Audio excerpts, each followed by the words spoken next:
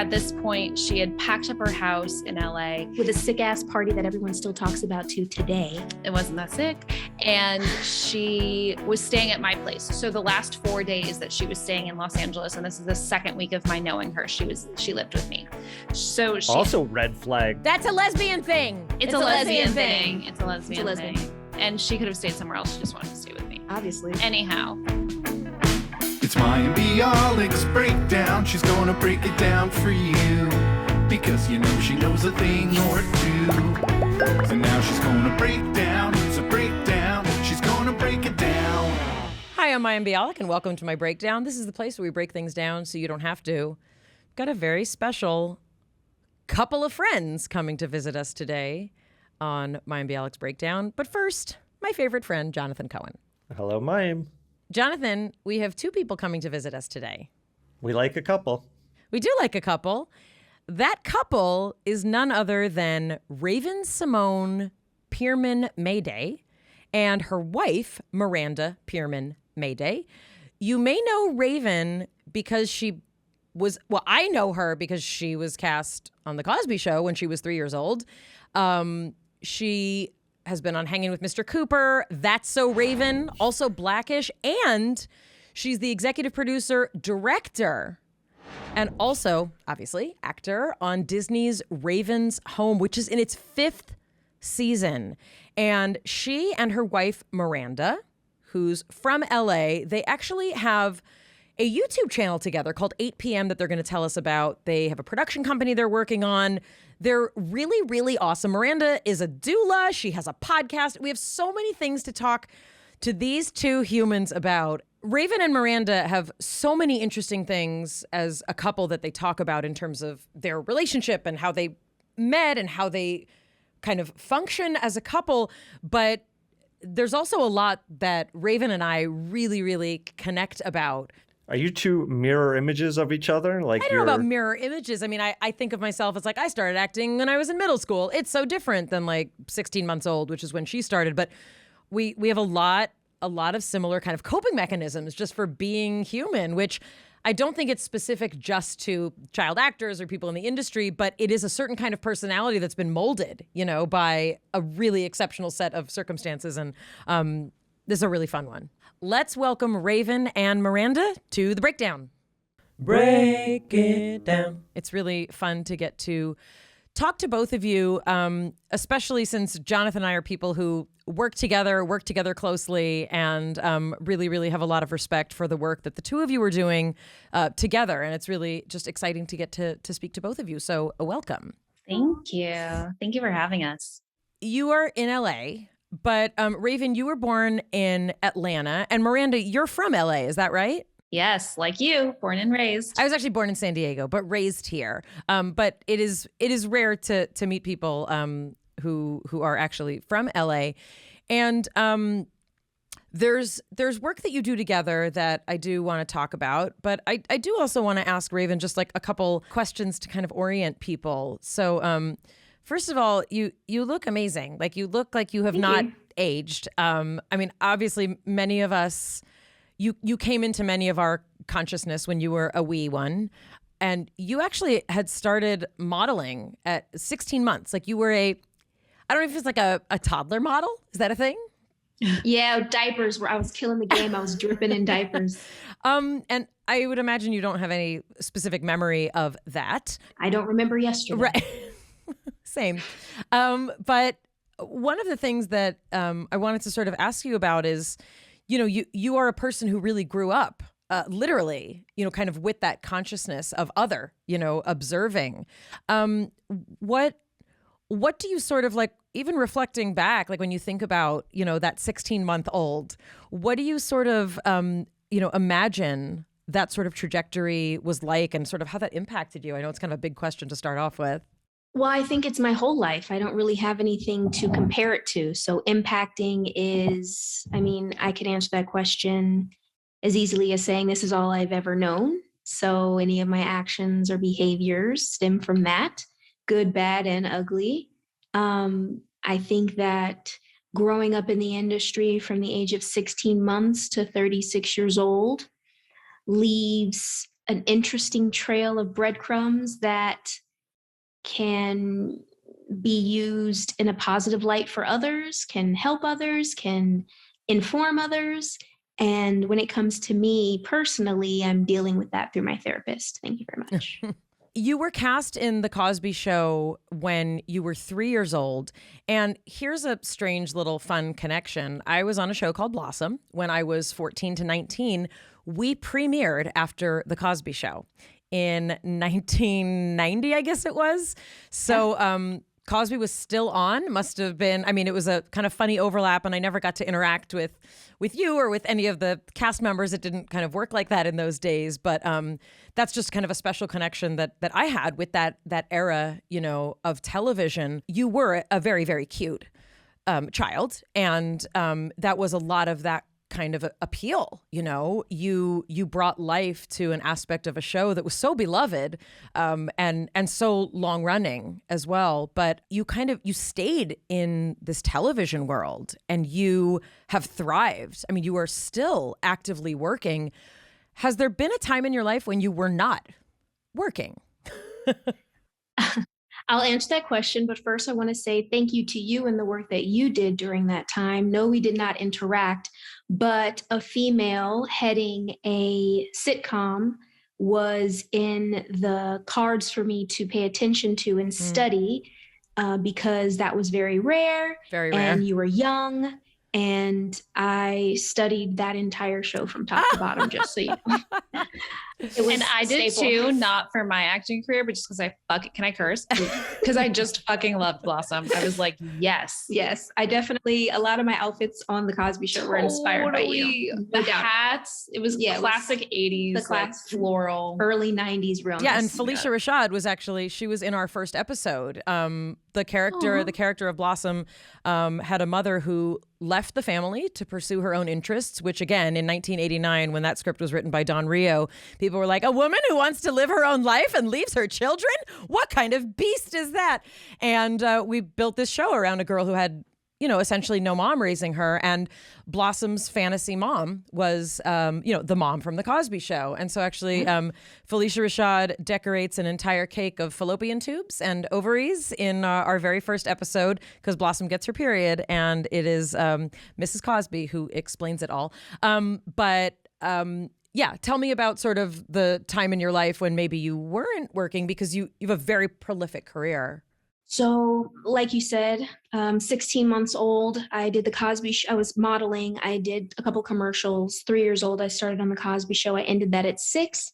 Between 6 and 7, I had my first album and went on tour. 7 to 11, I was on Hanging with Mr. Cooper for 4 years. That aired during TGI Fridays. And every weekend, I would go on tour with that as well. After that, I did Dr. Dolittle, and I kept working, started on my Disney career, albums and movies. And then 2011, I did a 6-month stint on Broadway.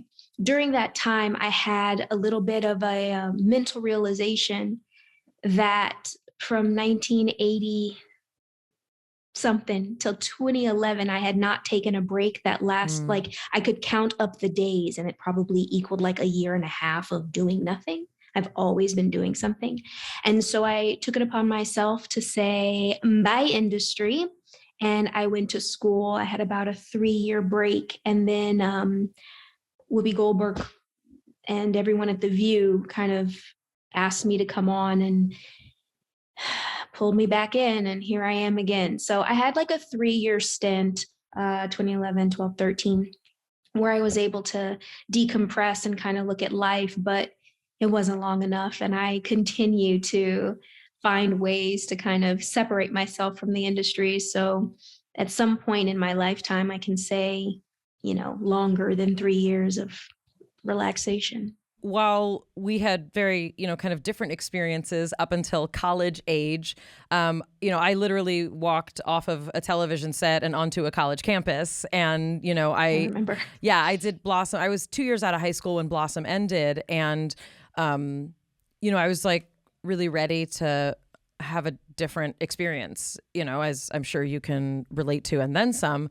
I know it's like a weird question, like, What was that like? Because like for me, it was weird. It almost took 3 years to kind of like even feel whatever normal's supposed to feel like. I don't even know. And everybody's like, "No, nobody's normal." Okay, but some of us are less normal than others when we've like been on your TV set, you know? Like, so do you remember, or like, do you have any sort of notion of that adjustment, or, you know, where it fits into kind of your life now? I like to tell the story that my mom was never watched any of my shows, didn't really like my character on the original That's So Raven. She thought I was acting crazy and ridiculous. And she wasn't truly proud of me until I went to college and I got my AA. So the journey was I actually did college online for the 3 years, and I only went to the campus during summer school. It wasn't because I was afraid, because I had gone to public school from elementary to high school during hiatus weeks. So I know what it was like to be integrated into normal population, you would say. However, I did not take the leap to go to college campus because I was tired of being around people every day, and I just wanted to be by myself and do the work and like, you know, drink and not wake up until 4 o'clock in the afternoon and do school. Like I was having all of those teenage moments that people did in public by myself during those 3 years.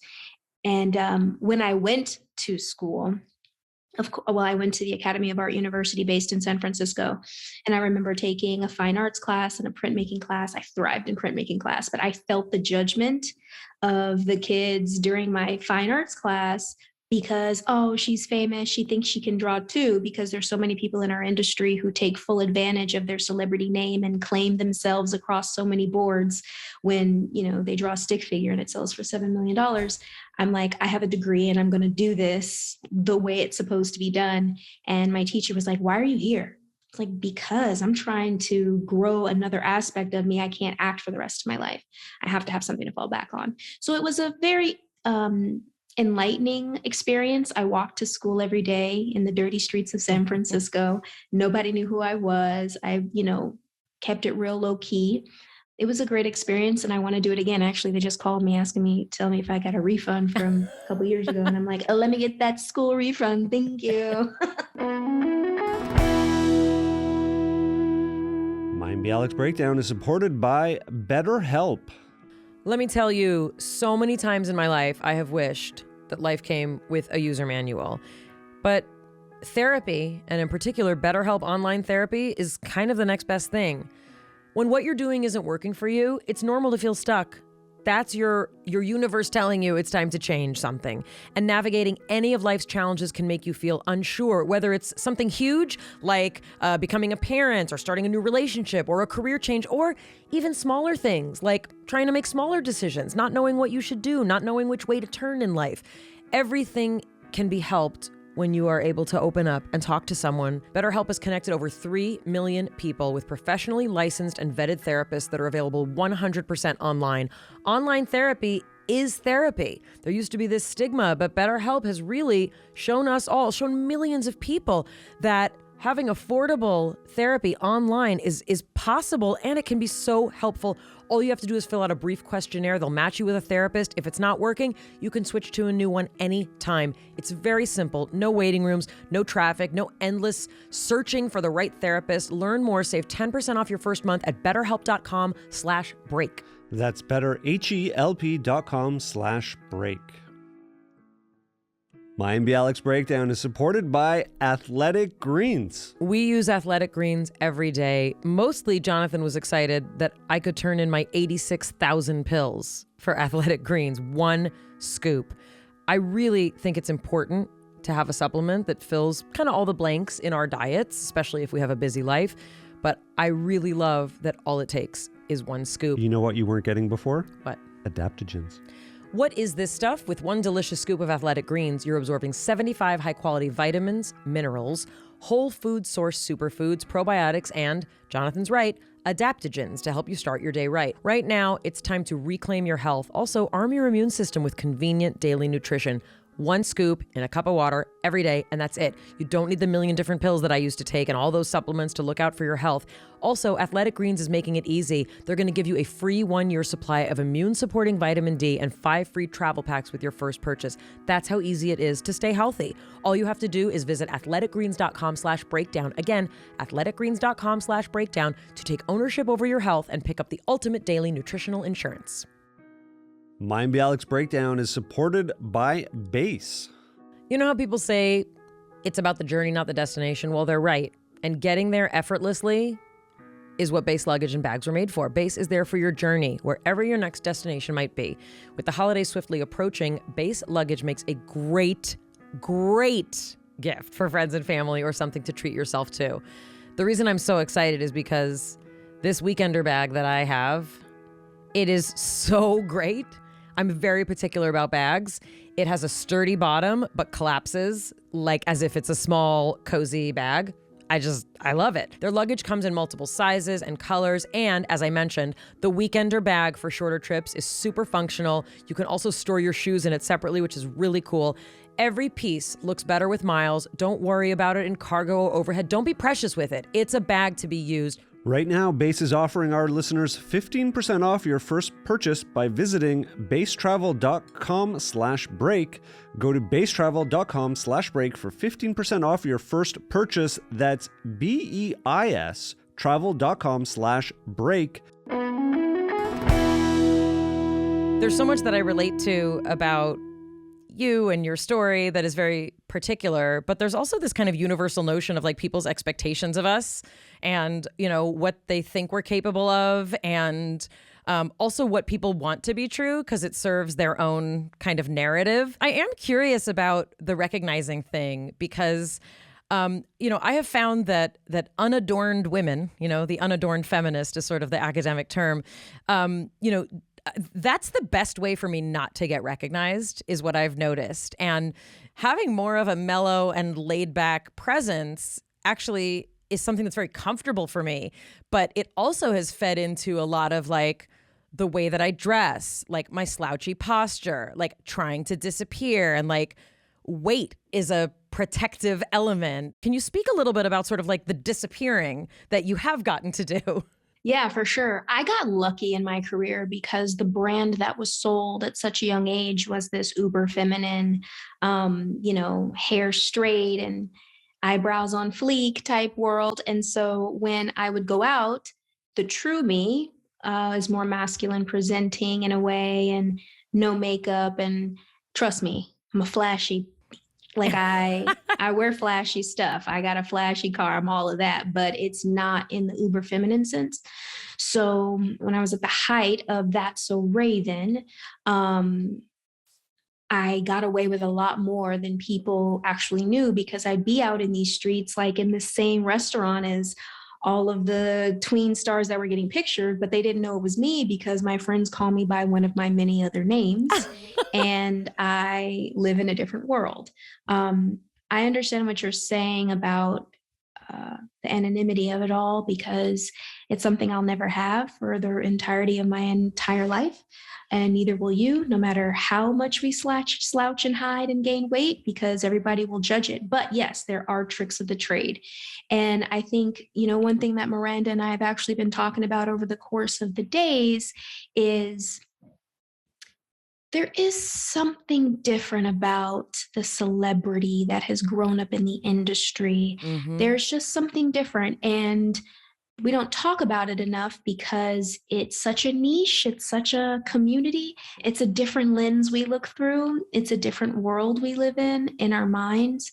And yes, we conform to social normities and things of that nature. But at the end of the day, we have been filmed and recorded for the pleasure and entertainment of so many people.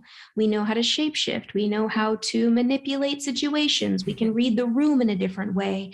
One thing Miranda says is like, you can't assume that I'm angry. I'm like, literally, I've had 200 scripts that show me 2,000 ways of anger by every single writer out there. If I don't know how to read anger, I didn't do any of my job right. And then she's like, but I'm not. I'm like, dang, I missed one moment.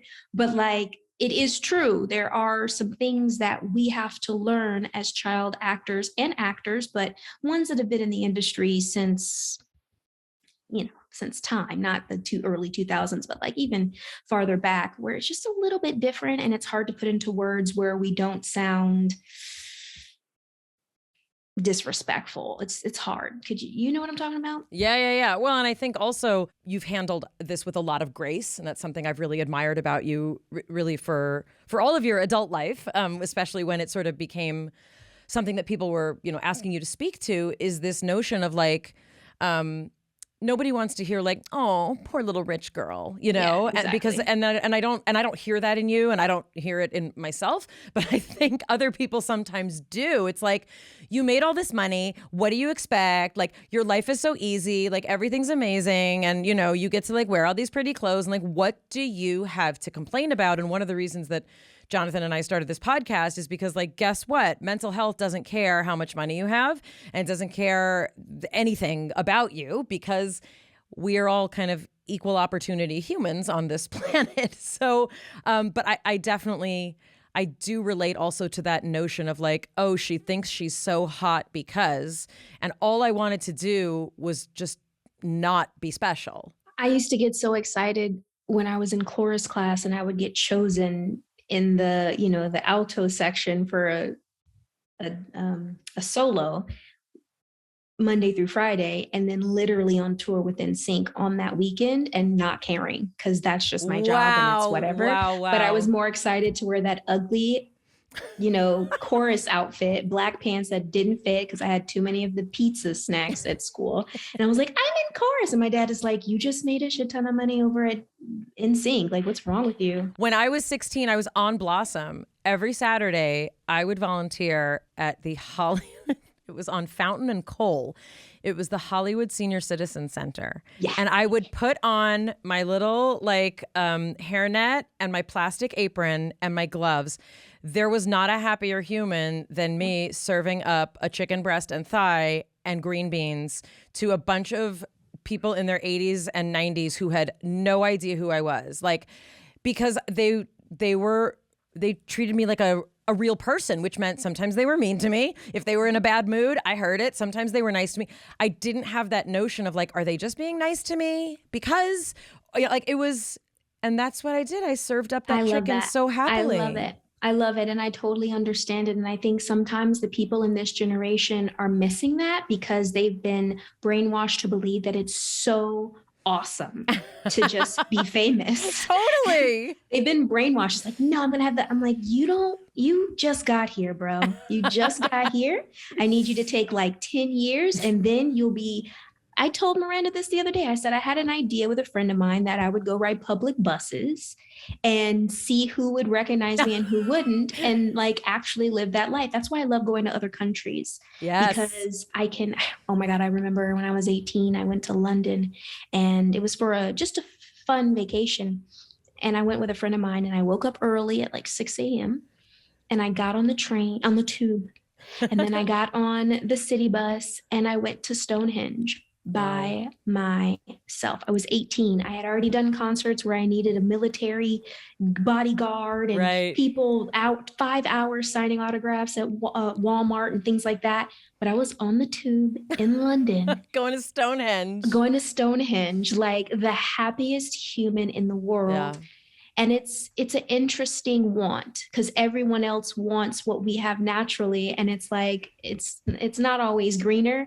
Right. And trust me, do I want it every day? No, I really do love my Tesla. Mm-hmm. But at the same time, going back and forth doesn't hurt. Right. I do want to ask one more thing that you mentioned about sort of, having a more masculine presence or getting to be yourself, whatever that, kind of looks or feels like. Did you have a notion of kind of like gender identity, sexuality at that time? Or was it more just like, this is what feels like me? Oh no, I knew what was up, but I knew that the mask was necessary because there was a brand being built, and I was told my whole life that nobody's going to buy that. Being called a dyke in concert by my own team because I wanted to wear a tie and a vest, and doing all that and hiding it. And one of my boyfriends being like, when you're at work, you're such a girl. When you come home, you're such a dude. I was like, I can't help it. This is just how I am. But Miranda actually has been the only person in my life who has made me feel super comfortable to be me on a morning, noon, and night basis.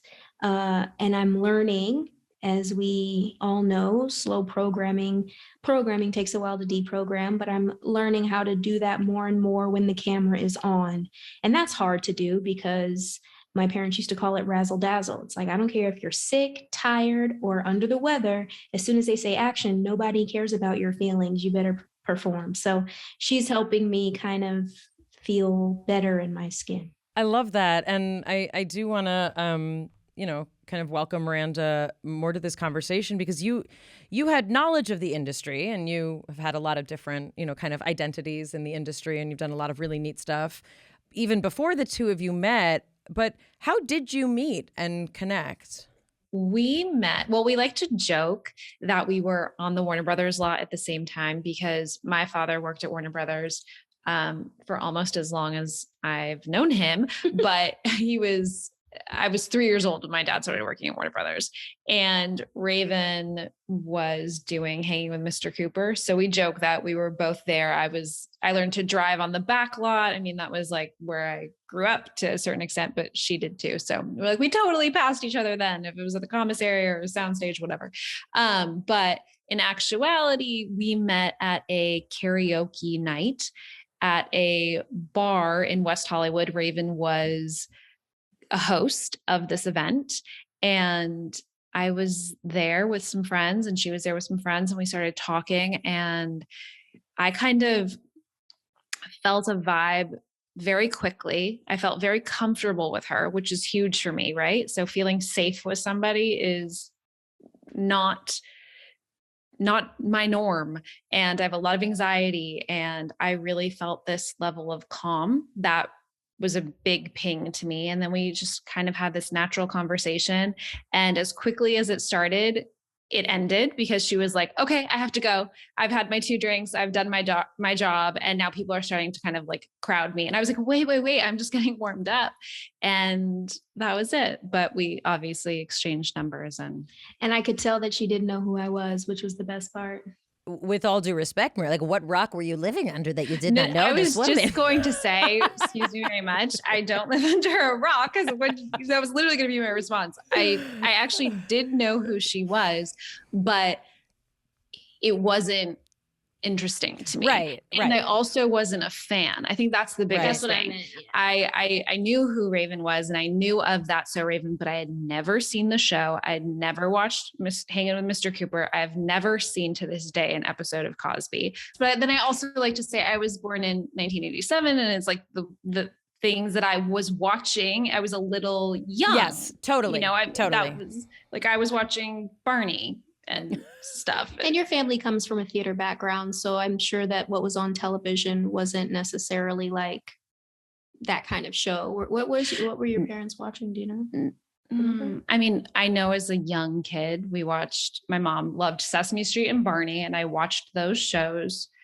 consistently. And then I was telling Raven this actually, because the other day she was like, how have you not seen a single episode of Cosby? And I was like, listen, I used to get the stomach flu a lot, and I used to have nightmares a lot. And my mom would take care of me, and whatever that was, like after I'd peed the bed or thrown up, she would put me in front of the TV in her room, and I would watch late night television, but it was like Nick at Night, or I was watching I Dream of Jeannie, and I was watching The Munsters, and I was watching Bewitched, and as was I. That was kind of that. And then it became Sabrina the Teenage Witch and Full House and Family Matters. Those were like my real go-to shows. Step by Step. Step by Step. Fuck yeah. Did you ever watch Mr. Cooper? No, I haven't It seen literally any. came on the same night as all those other ones. You Oh my God. Literally, she's naming Fridays. Literally, that's like the rundown of like everything. I that know. happened. And this is how she shamed me with That's So Raven too. Cause I was like, I watched Lizzie McGuire. I watched Evans. And she's like, the show that came before or in the middle, or like, I don't know. Never watched. But anyhow, I didn't know who she was. I wasn't a fan, but I am now. Oh, I love you too, babe. I am. I think my wife is extremely talented and very cool. And That's So Raven / Raven's home. I mean, That's So Raven really is fantastic. It's awesome. And can I ask, and you are I'm serious. You're completely welcome. First of all, you two are adorable. You are completely welcome to not answer this. You know, I ask it because it's the kind of thing that might be helpful for people listening to hear. Had you been in a relationship, either of you, with a female person before? Or was this a first for either or both of you? I had been in, well, yes. I had dated, oh gosh, I think maybe 2 or 3. Let me count them real quick. No, before you. Yeah, But I will tell you this. So in high school, I was a very awkward, late bloomer type of person. I didn't have my first high school boyfriend until my senior year. And he was my first everything. And then I ended up dating a few other people after that. And then I met a girl, but Raven was the first person that I remember having this moment. We were actually in New York. She was on The View at the time. And I remember walking down the street with her and we were just shooting the shit, whatever. She had just finished a day of work.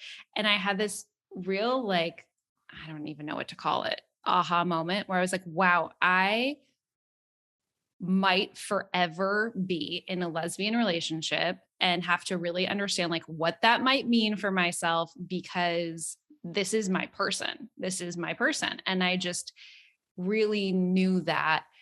And it felt really okay. But yeah, she wasn't my first girl, but she's my last. It's just the Hallmark cards are just being written as we speak. And what about you, Raven? Use that one on you. Use that one. So good. I'm a little bit of a hoe. No, listen, I was. She's 20. I'm number 31. Oh no.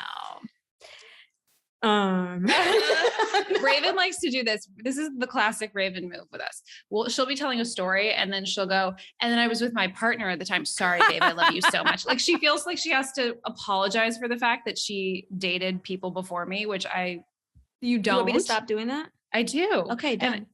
Great. Okay. Look at that. We just had a therapeutic moment together Yeah, right here. So you can't be mad at me when I say it. And anyway, we just prevented a breakdown. Thank you. Ooh, patung. I liked it. Know. Okay, so my first kiss was a girl. Then I started dating guys, but lusted after girls. And then my longest heterosexual relationship, we thought we were going to get married, but my conversation to him was always, so I'm going to have a girlfriend when we get married, right? Because I can't just be with you for the rest of my life. And then we broke up, thank God. Dated a couple more guys and then also dated a couple of girls. And then there was a moment, which I'm not going to get into too much, but let's just say I threw up and my body was not happy with what I was putting it through. Mm-hmm. And I was like, no more guys, bye. And then I just stopped and honored myself a little bit more. You were just super gay. That's all it is, babes. You were just. Is that an official title within the LGBTQ plus community? Yes, exactly. It's an official. You just knew. It's true. You knew from such a young age too, which I think is part. We were a little bit different there as well. It's true. Yeah. I did know at a young age, and my friends would say, "You're such a dude." And I'd be like, "No, calm down. I just really like Jay-Z and want to be him when I grow up, but don't worry about it." And then I would be I did know at a very young age. Yeah. Mayim Bialik's breakdown is supported by Everlywell. This year, prioritize what matters most. Share the gift of health from Everlywell. Choose from over 30 at-home lab tests like food sensitivity, women's health, men's health, or celiac disease screening tests. Also, high-quality vitamins and supplements. Love and health are all you need. Everlywell is digital healthcare designed for you with personalized results and accessible tools for long-term health. It's a wonderful tool that I was a little bit skeptical about, but I am so glad we did it. It gave me really valuable information that I honestly have continue to use and implement. And it's really an incredible thing. It's the kind of thing when I was a kid, I was always like, I wonder if one day you'll be able to do lab tests at home and know things about yourself. Well, Everlywell has done it. The gift of health has never been easier to share than it is this holiday. For listeners of our show, Everlywell is offering a discount of 20% off an at-home lab test at everlywell.com/break. That's everlywell.com/break for 20% off your next at-home lab test. everlywell.com/break. Mayim Bialik's breakdown is supported by Manscaped. Whew, holidays came early this year.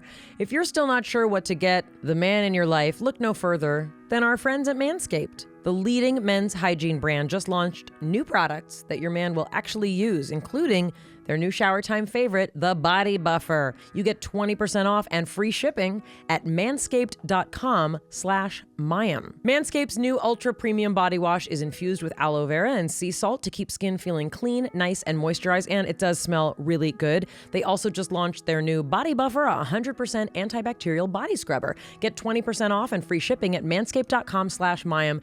Get him products he will actually use this holiday season. That's 20% off with free shipping at manscaped.com/Mayim. Get your man a gift you'll both enjoy.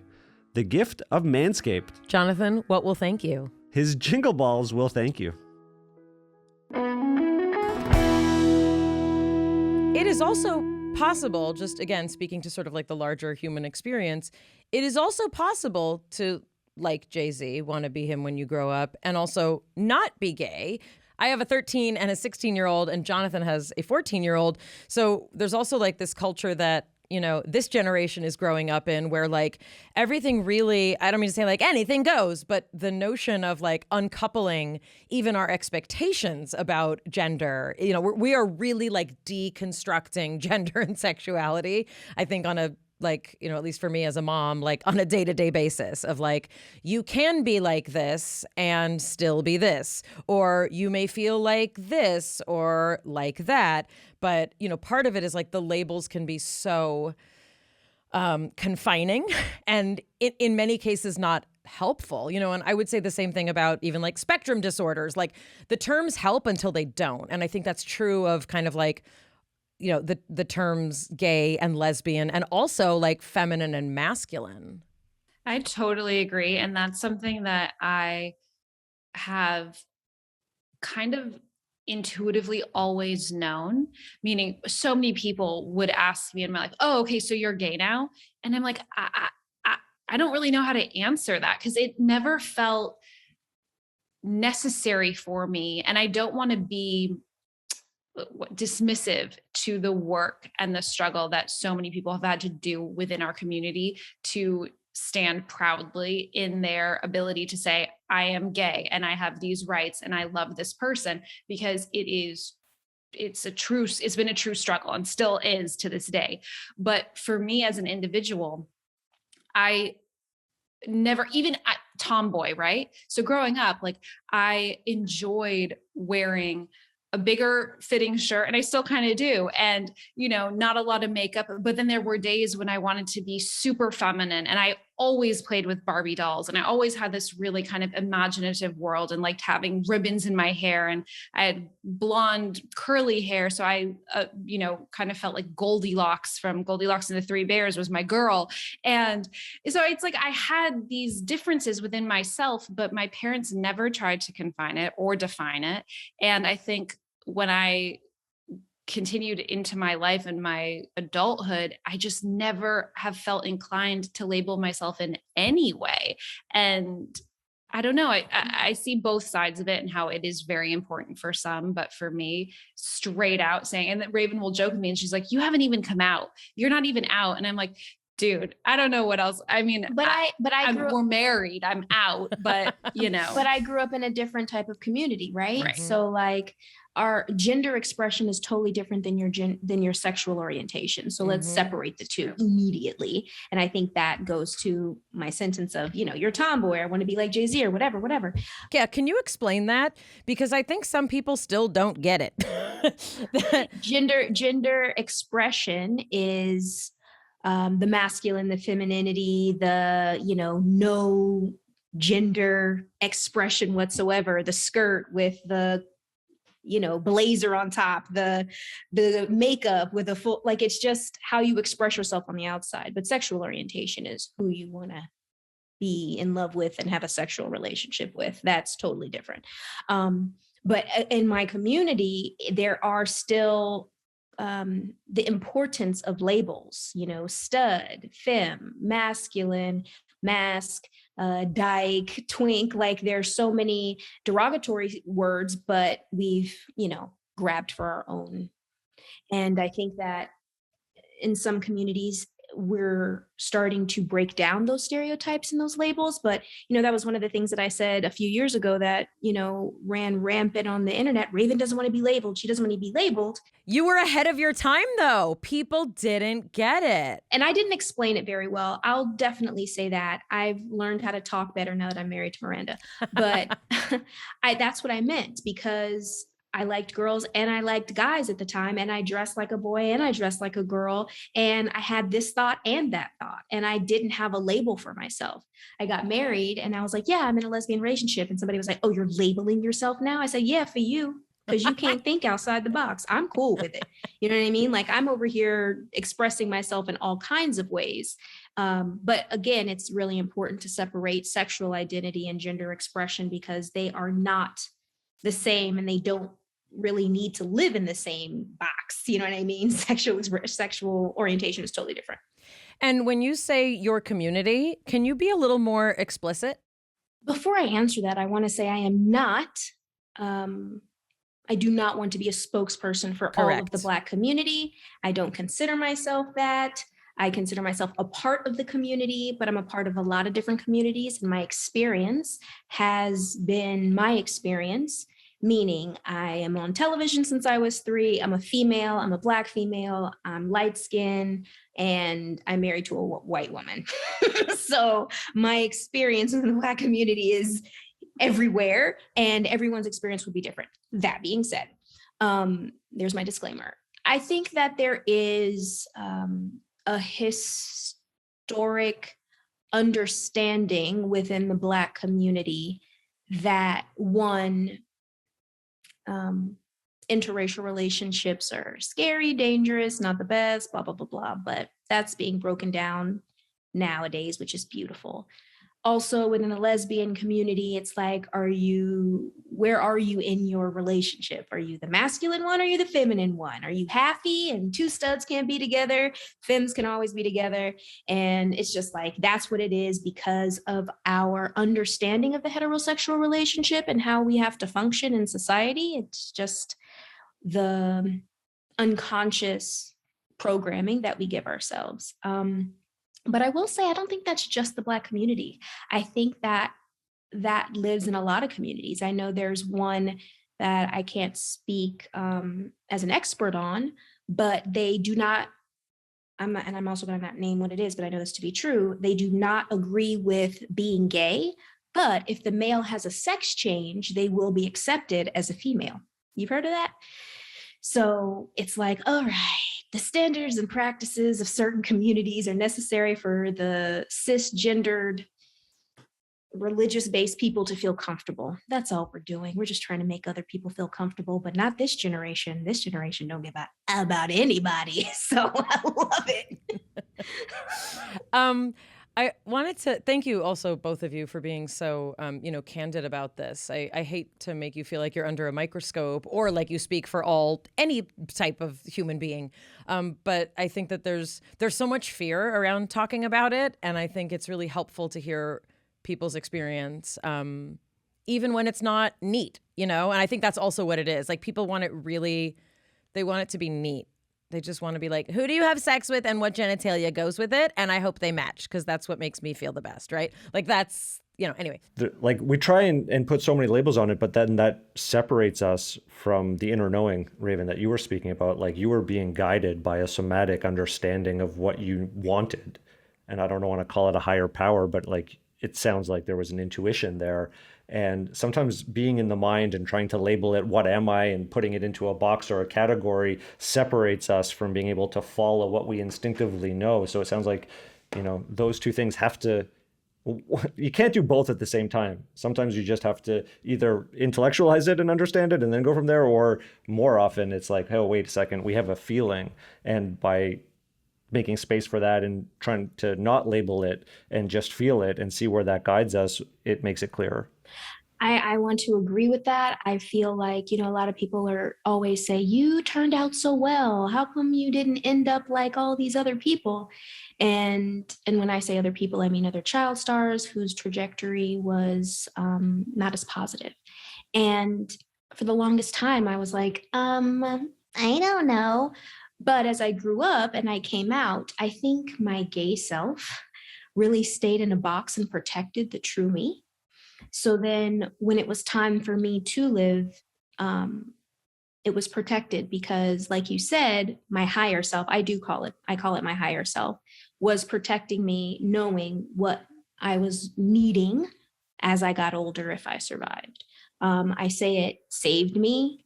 I'm going through shadow work now that is, super difficult, but it's a lot easier to go through because I know that my brain split. Like I knew what I had to be in order to survive the world that I was living in. And I know who I am in order to be my best self and authentic self now. So I agree with you.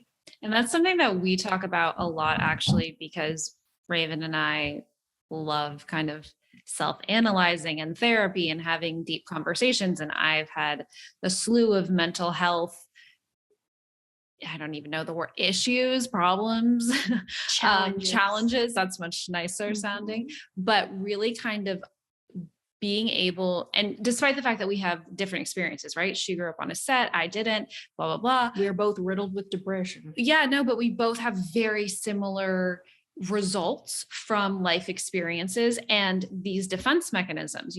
I think that listening to what you just said, Raven, it's like my gay self was protective, or I was protective of that inner self. And that was really valuable for a long amount of time. But then there became a point in time where it no longer served and you had to come out and do the next level. And for me, I've had so much of that where I'm like, wow, this defense mechanism, thank you. You were keeping me safe. You were helping me cope with the circumstance of my life at that time.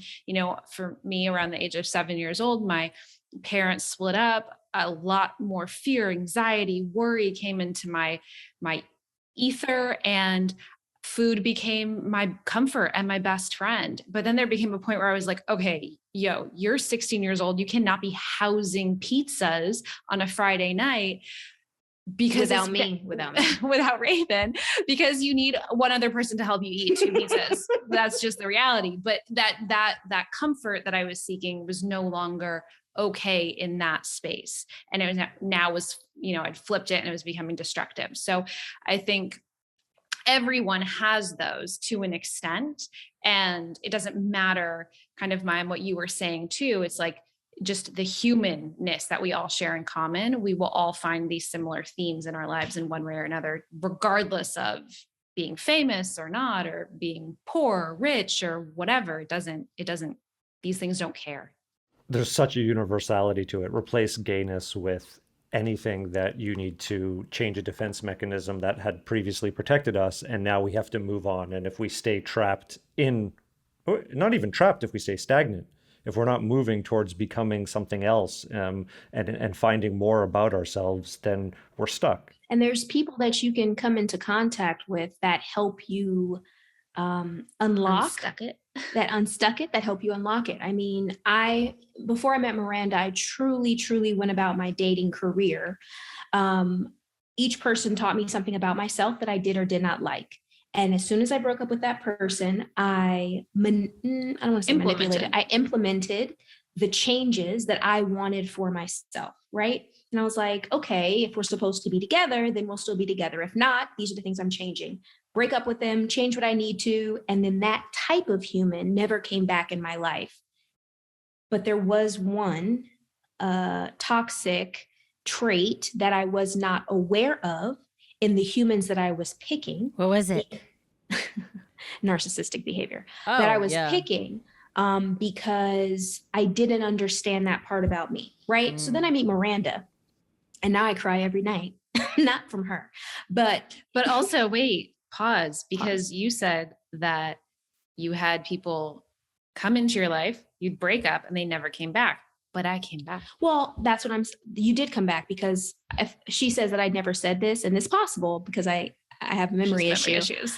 But I remember distinctly breaking up with you and saying, if you're supposed to be in my, I did say that, didn't I? I know I did. It was actually, I remember that breakup like yesterday. Okay. Okay. I said that though. Yeah. I said, if she gave me a hug. And me. Because this is on recording, right? This is the thing. Oh, okay. I'm watching the whole thing. It's best show on television. What's happening right here? So you have to start with a hug. No, I don't remember it. All I remember was saying this. You go ahead and you tell the story. No, I'll just tell this part.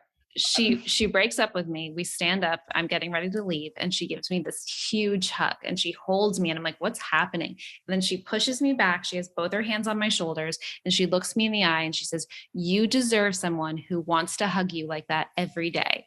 And that's not what I'm talking about. I know. And then you said, okay. And I was like, oh my God, that's terrible. Then I said, if we're supposed to be together and back in each other's lives, we will be. You have to let something you love go. And if it's supposed to be there, it'll come back. And I truly believe it. And then she went and made tacos and I left and walked the streets of New York City crying hysterically. And tacos were good. Like a mess of a human. And I ended up, I mean, if you want the real story, nobody wants the real story. So here's what happened. She came back and we're both back. The real story, trust me. I don't want to hear it. We met in LA at the karaoke night mentioned earlier. Raven and I saw each other 2 more times in LA. And then she was like, hey, so I'm moving to New York in about a week because I'm going to be hosting The View. And you don't want to tell me about the sick ass party I threw? It wasn't that sick. Anyhow, she then says, if I buy you a ticket, will you come? And I was like, no, I'm not coming. Red flag. She's trying to buy you a ticket. You just met her. That's a red flag. Never go to a secondary location. Don't go to a secondary location. I know, you guys, you're right. I should have stuck to my guns, but I said no. And at this point she had packed up her house in LA with a sick ass party that everyone still talks about to today. It wasn't that sick. And she was staying at my place. So the last 4 days that she was staying in Los Angeles, and this is the second week of my knowing her, she lived with me. So she also red flag. That's a lesbian thing. It's a lesbian thing. It's a lesbian thing. And she could have stayed somewhere else. She just wanted to stay with me. Obviously. Anyhow, I go to New York with her. You got to get your claws in there. Yeah, you know what I mean? She goes to New York. I fly out like a week and a half later and we go on a camping trip. And I was in my head, she bought me a one-way ticket. And I figured, I have a life in Los Angeles. I have an apartment. I pay rent. I have mail. But I stayed. Mail. I really remember having anxiety about my mailbox. I was like, the mail. It's not about the mailbox, honey. It's not about the mailbox. What about that other box? Come here. But anyhow, I ended up staying. In New York for basically the month of September, came back a little bit in October, and then flew back to New York end of October. And I stayed until the breakup, which is where we left off. Until the breakup. So when was the breakup? 6 years later, 5 minutes later? No, it was 8 months later. It was 8 months later in 2017. And on a Thursday. We were living, at exactly 4:30 p.m. And we were living in Raven had an apartment in New York. I moved into that apartment, but at the time I had also had to let go of my apartment in LA, and there was a studio that became available in the same building. So I rented that studio, which had become basically a storage unit. And she used to sleep in the tub. Oh my God. So anyway, she breaks up with me and I was like, cool. Now I have to move from the 6th floor into the 4th floor studio. From the 6th floor to the 4th floor? In the same building. Yeah, I was moving on down. And you had a question in the same building. You had a question? I do have a question. Again, the writer in me wants to set a little bit of additional context. Okay. So we're going to be a little circuitous, but there's a breakup. You've moved down 2 floors. You're in the same building. I have my hands I imagine the apartments are right above each other, just so that the vibe is there, but that's irrelevant. The movie version, they're right above each other. What precipitated the breakup in the relationship? And I have a menu of choices. None of them could be right. all of a sudden it got real. You're like, holy shit, it's been 8 months. Like, this is, I know I'm no longer checking my mail in LA. Miranda's finally gotten comfortable. Now Raven is like, holy shit, I got this girl here. Now what do I do with her? Like, what's happening in the dynamic of the relationship that sparks the breakup? What's happening is the same thing that's happening in our relationship now. It's real. There's real conversations happening. There's conversations of future and how we want to be and what we want our lives to be. And I wasn't ready for it, but I'm ready now, which is why we are together, which is why the conversations are stronger now, because I ran like a little coward and now I'm back with my tail between my legs, hoping that she forgives me for that moment. But I have. And honestly, to be fair, I kind of knew too that wasn't going to be our end, even though I was very sad and very, very heartbroken and walking the streets of New York crying like a lost little puppy, but nobody cared in New York, right? The people just like, move out of the way, you crazy. But I knew that there would be something that brought us back together. And our therapist told us that it's very bad to wander in the past and not bring it up. So for the safety of our relationship, can we talk about the now? Because I have a lot of things to answer for that time that I don't want to talk about right now. Hold just one second. You'll see where I'm going here. Okay. This is important because a lot of relationships have this, like, they talk about the chase, but I don't think it is that. I actually think it's when two people are coming together, it does get real. Like, we begin to realize that, oh my gosh, this is real. And the comfort of each individual is kind of like moving. And as you sort of get together, there's a freak out that happens. Everyone, like every couple, everyone I hear, it's very rare that both people are like totally calm and centered, come together, it gets super real, and no one has that catastrophic freak out. And what happens is that you withdraw, because in order to be in a relationship with someone, you have to expand and start to merge, and we're talking sort of like in the energetic space and emotional state, and you're no longer an individual and you give up some of your freedom, and you have to have sex with someone that you actually like instead of someone you just are lusting after. It's very exhausting. Very different. Very different. Very different. Every time we're talking to people especially who are known people, we say it's not, everything that they go through is mirrored in other people that are not famous. It's not about the fact that they're famous. We all have protective mechanisms. And earlier in this conversation, Raven has a look in her eye that scans when people are talking, that's like looking for bullshit. And there's a parallel in the early part of this conversation, Mayim and the way Raven was telling a story, a lot of parallels in Mayim's experience. And, I've been able to spend quite a bit of time with Mayim over the last 2.5 years and getting to know her. She has that same look. What, the I don't trust anyone and that's never going to change look? Exactly. It's a club. You're welcome.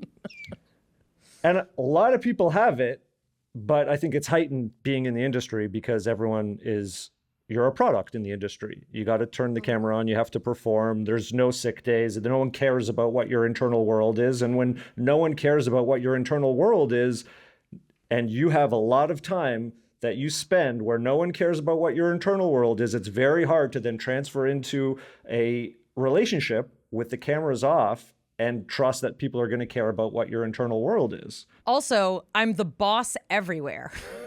Meaning I also have a life of people just like lying to me all the time that I'm amazing when I'm not. People don't tell me if I hurt their feelings, even if I want to know. Like you can't even get a straight answer from people sometimes. Like even if you're like, oh, did I just hurt your feelings? No, it's fine. Like you'd have no idea. So what's also a challenge, and like I was with someone for 15 years. I dated, I was married, we had kids. Like it's very hard to go from also being like the boss person, or not even the boss person, but like the person that everyone's tending to, but then other people have needs too. And it's like, but I'm not done having my needs because those were my work needs. Now I have personal needs. Who's going to tell? Like, it makes me feel like I was like this, like just bottomless pit of need. Like, is there room for me to give to anyone else? Because I still need taken care of. It's just got real personal real fast. Mayim, I have a question though. Were you able to identify what your personal needs were and communicate them? No. No? No. How could I? I was always told when I was hungry, when I was angry, when I was sad, when I was happy. It was like, I mean, and also I was just like, my parents are first generation Americans, and I was raised very like, I'll tell you when you're cold, put a jacket on, but I'm not cold, but yes, you are. So like, also that's just the way a lot of us were raised in the, 70s and 80s. So like add that to then like the industry, and also like, my parents did the best that they could. Like my mom actually protected me a ton. Like a lot more than a lot of kids were protected, but still it's like my entire consciousness was built around, how do I make you happy? How do we know that I did my job well? If they're happy, you're safe. That's it. And you can go about your business and go cry in the bathroom somewhere else. And that doesn't make for necessarily easy, productive, healthy relationships, because also, that's why drugs and alcohol and food and sex and all those things, like they numb it. I'm not trying to call either of you out by any stretch of the imagination, but circling back to like that freak out, it's really hard to settle in and to trust. It's really much, the programming is to pull back and to say, I can only figure out my needs alone instead of in relation. So, that's sort of where I was going full circle in terms of, you moving down to that second, to the fourth floor is that makes, a lot of sense. And I almost, just saying it more as like, of course, when it gets real, anyone with the programming that you have to figure out your needs alone is gonna try to figure out their needs alone. Yeah. Jonathan, you hit a lot of different nail heads, bro. Congrats. I wanted to ask, like, I got into therapy basically as soon as it was humanly possible. I'm curious, kind of like what works best for, both of you together or separately. What kind of work is sort of nurturing you now? I feel like I've been in therapy forever, and I mean, seriously, I think like at 7 years old, my mom was like, here, therapy, because she was getting a divorce, and I started making like clay models of my feelings. But I think recently what has been helpful, honestly, is more of the somatic therapy approach, because I am highly aware of my shit. And I can very easily say, well, this happened and it triggered this, and this was the trickle effect, and then this was the result. And now that's why I feel X, Y, and Z about myself or this environment or the situation or this person. But the awareness seems to have less impact on the action or the feelings, and especially those that end up stuck in my body. So figuring out how to feel a sensation and react to it appropriately or let it go has been really big for me. And there's so many different ways to get there. I do have a somatic therapist, and I actually haven't seen her in a little bit of time, but a lot of the work that she would do with me was she had a lot of visual representations, and she had something called a pillow that had pillars of identifications of different feelings and models as how to express yourself, release energies from your body. And it's really interesting. It's a different style than I'm used to than just like kind of standard Cosby or talk therapy. But I also have found that things like acupuncture and meditation, to an extent, I am not the best meditator, but affirmations and just being super conscious in that world and feeling into my body and not attaching meaning to it more so than it needs to be, not assuming every feeling is fact, has been big and has been significant. And I mean, we're in therapy together, and that's more standard talk therapy. Osteologist. Oh, an osteopath? Yeah, we go to an osteopath now.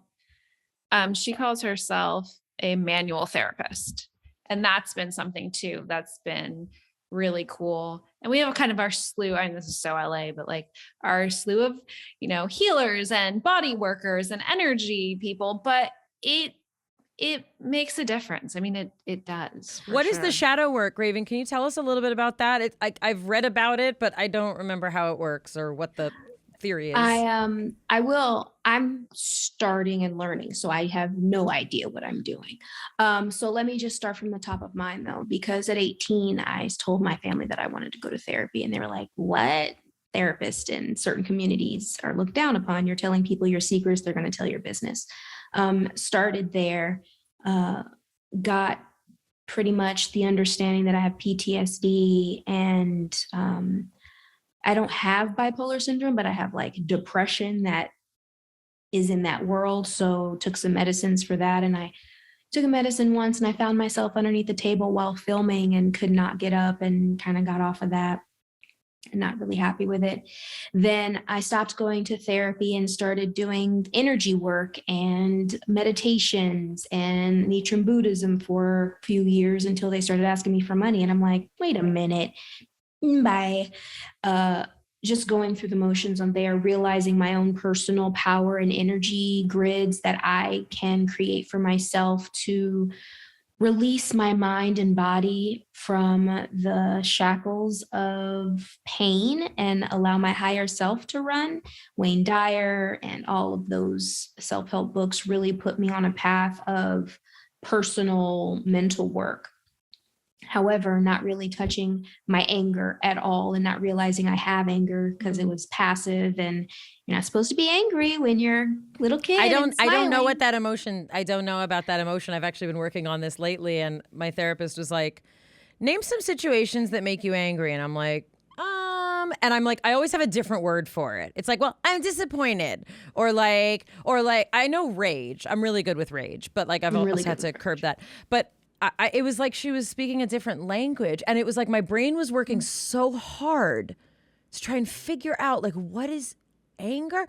And she was like, can you imagine it being productive? And I was like, no. And she's like, oh, but just like sometimes you cry and you feel better. I'm like, no.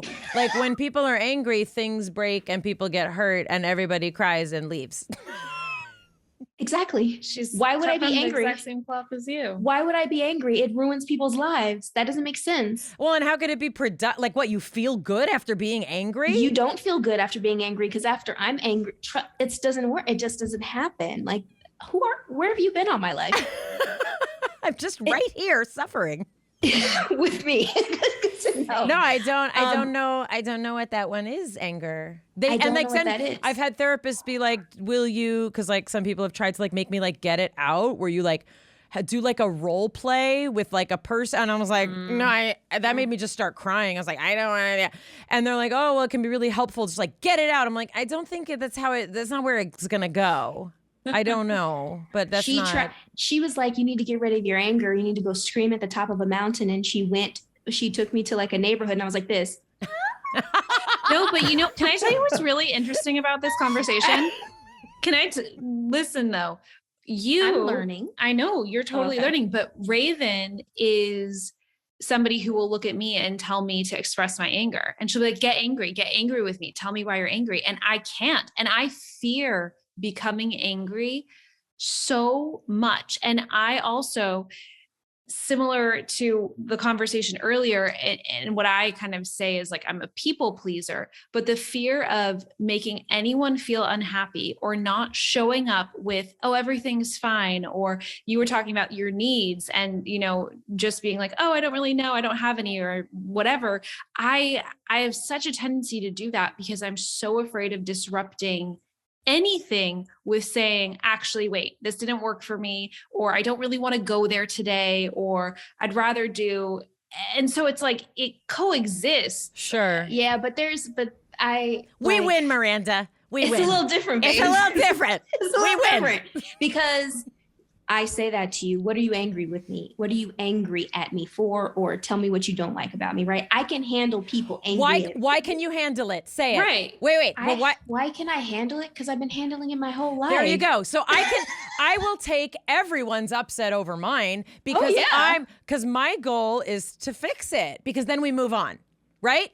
I learned that we're not supposed to fix it. People are supposed to go through their own emotions and whatever. Shit. Then I don't want to hear about it. I'm going to live alone and I'm going to also marry God because I don't want to be with another human. If you have a problem, don't tell me and I won't try to fix it for you because I am outside looking in and this is your issue. What's my issue? Don't worry, I'll fix it myself because I don't need you to fix it for me. What that really is don't look at me. For me, that's what it is. Just like, No, because it's true. Like, I can spend all my time thinking about the him in the room, the her in the room. Like, I'll take on the government also of this country, right? Like, I'll spend my time there because what's hardest is saying like, oh, ouch, right?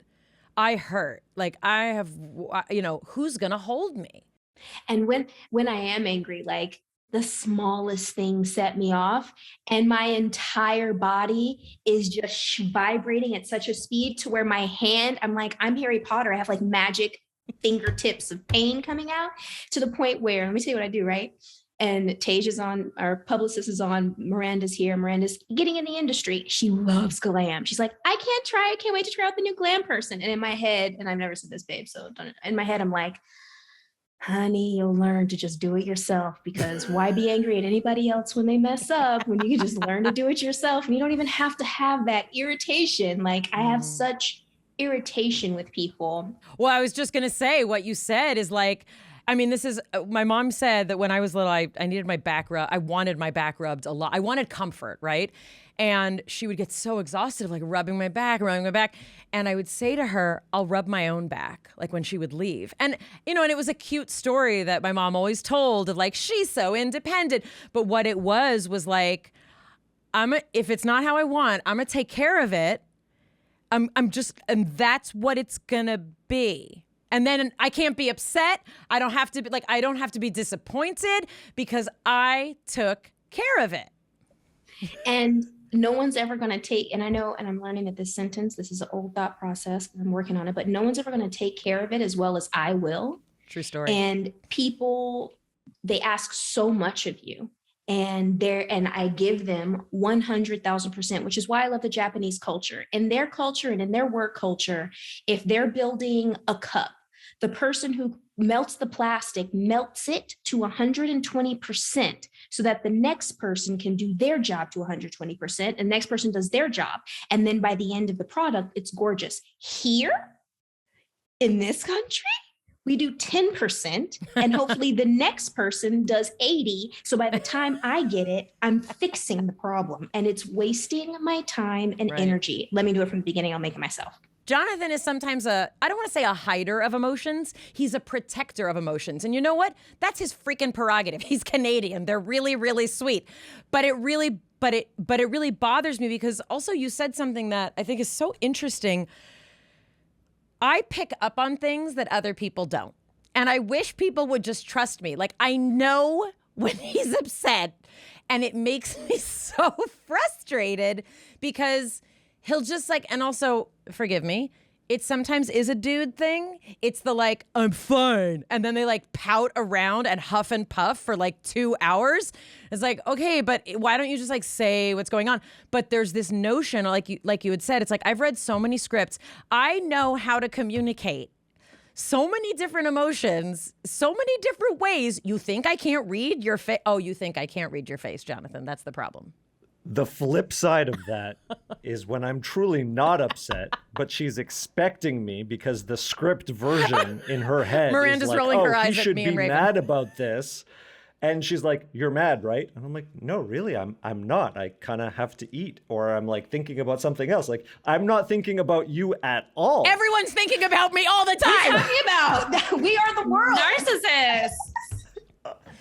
Anyway, I have the issue of, I know that when I'm in my mood, I shut down. I had a partner once come to me and she goes, you ruined my entire 3 days. And I'm like, how did I ruin your entire 3 days? I didn't even talk to you. She goes, Yeah, her energy is so strong. your energy is so Kills strong everything. when you are in a mood that no one can function around you.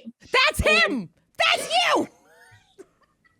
He will suck the joy right out But of a I'm room. like, it has nothing to do with you. Just like, let me take care of my business and I'll be back when I'm available. That's my sentence. Before we let you go, I could just talk to you forever about all this stuff. Same here. Can we do this again? It's just super fun. But I do want to give you, I do want to kind of like give you the space also to talk a little bit about the YouTube channel that you have, which is so cool. It's called 8 p.m., the P and the M being your last names, correct? It took me Correct. a second. I was like, what happens at 8 p.m.? Like a dodo. And then I kept reading. It's the new happy hour. It's actually like getting into bedtime. But you have some really cool content, and you talk to really fun people, and the two of you are obviously so much fun together, and I just love kind of this dynamic. So tell us a little bit more about what happens on 8 p.m. Well, like you said, we have some videos are us in the kitchen, some are us talking to cool people, some of us are driving in our car. So we have a bit of a vlog, lifestyle. Tea Time is one of our series where we sit down with a specific topic and just kind of talk about it over a cup of tea. But ultimately, it's meant to just be a fun, feel good, real space where people can come and hang out and watch a couple be a couple. I love that. We heard there's a podcast in the works, which is a title that I think is amazing. I've started a podcast. It's called The Things We Carry. I am a birth doula, and that is kind of what sparked the idea because a lot of people are so interested. I also love just talking about mental health and the things people do and the shit we think about. And that's what we carry. And the things that we carry become defining principles of our lives. So let's talk about it. But yeah. It has really been a pleasure. Raven, I've seen you obviously your whole life, and I know that, you have an existence that is so unique. And I know that it's hard to feel seen, and I would imagine it still is, but it is really, really such a pleasure to get to talk to you and let you just, I don't know, like you just seem very comfortable in your skin. And I hope that is the case. And it's been really a pleasure to get to know both of you. Mayim, I want to say that, I'm sure you know a lot of people in our community, and everyone has their own experience, but it is really, really something special to sit with a female like you who understands the situations that I've been through, because being a leader of your own show and celebrity and fame at a young age, especially during that time period as well till now, like we said at the beginning, something's a little different. And it's good to hear, because a lot of the things that you said about how you are with anger and work, Miranda and I talk about on an everyday basis. And I have to jump in. Sorry to interrupt you, babe, but I want to say this about the both of you, which is also very true. You both are extremely smart. And I think that can work for and against you in a lot of ways. It mostly works against us. I know. And I get it, because although, again, I didn't grow up the same way you two did, I have similarities, and that level of intelligence and awareness and self-analyzation can become overwhelming at times and can become also extremely isolative. And that's a blessing and a curse in and of itself. But you both are just very smart. You're smart too, Jonathan. Okay, you are. It feels very kindred, and I appreciate you and applaud you. And thank you for telling me your truths in that way. And Jonathan, thank you for saying things as well that I haven't even been able to put into words myself because of the work that I've been doing. So this is beyond the podcast, but honestly, this conversation was needed in my life right now for both of us to hear. And I appreciate you both, and thank you. Thank you so much. Thank you. I like when I meet people who are so much like me. I mean, the parallels are fairly uncanny. I mean, I assumed, it's so much more for her. Not that it's a competition, but like she said, she doesn't know any other existence, She's had to build so much up to be such a strong, confident person. It seems like this relationship is just really beautiful and strong, and I can't even imagine. Working all week and then touring all weekend. Unbelievable. Really unbelievable. And also she was so loved for how cute she was. So it's like the pressure then of like, can you have an awkward phase? You're going to grow up. You have no idea what you're going to look like when you're 16 at the time that you're 3, What's relatable though, because we always say it's not about the celebrity.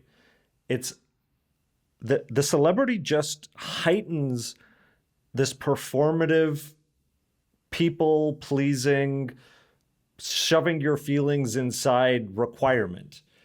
This scanning that happens, what's out in the environment, who's going to be upset, how do I contort myself to avoid that emotion or that reaction. And that hypervigilance, as we talked about in the Dustin Hoffman episode, and we've spoken about with Jeanette McCurdy, she had a huge, I think every child who has grown up with significant time on sets has that similar experience, but it doesn't matter if you've grown up on set or not. If you had a hypercritical parent, if you grew up in a stressful environment where your parents were fighting a lot, it might not have had anything to do with you, but you may have looked externally to try to control or try to analyze, is any of your behavior going to contribute to the volatility in the household? It's just such a relatable condition that breeds many of the same restrictive coping mechanisms that make people want to disappear or not have needs or constantly looking to evaluate how they're going to come across or what they can do in order to control or impact the environment outside of themselves. Well, and I think as humans, we're constantly juggling, as we talked about, expectations and yes, control and, especially, for any child, we're at the mercy of these people who are taking care of us. So we kind of have to go along with all the things that they do, right? Whether it's like, oh, we take pictures and we put you on television, or we go to the zoo, or whatever it is, we are all that's the human experience of being a dependent child. And, as I think you and I have highlighted over and over, what happens when you're a child, it stays with you. Even if it's in the things that you want to do different or that you want to experience different, welcome to being human, people. That's all I have to say about it. From our breakdown to the one we hope you never have, we'll see you next time. It's Mayim Bialik's breakdown. She's gonna break it down for you. She's got a neuroscience PhD or two. One fiction, one and now she's gonna break